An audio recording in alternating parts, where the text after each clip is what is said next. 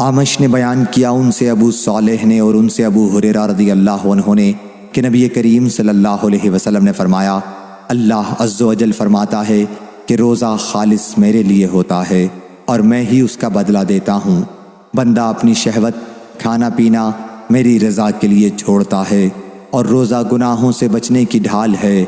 और रोज़ेदार के लिए दो खुशियाँ हैं, एक खुशी उस वक्त जब वो अफ्तार करता है और एक खुशी उस वक्त जब वो अपने रब से मिलता है। और रोज़ेदार के मुंह से बू अल्लाह के नज़दीक मुश्क अंबर की खुशबू से ज़्यादा पाकीज़ा है।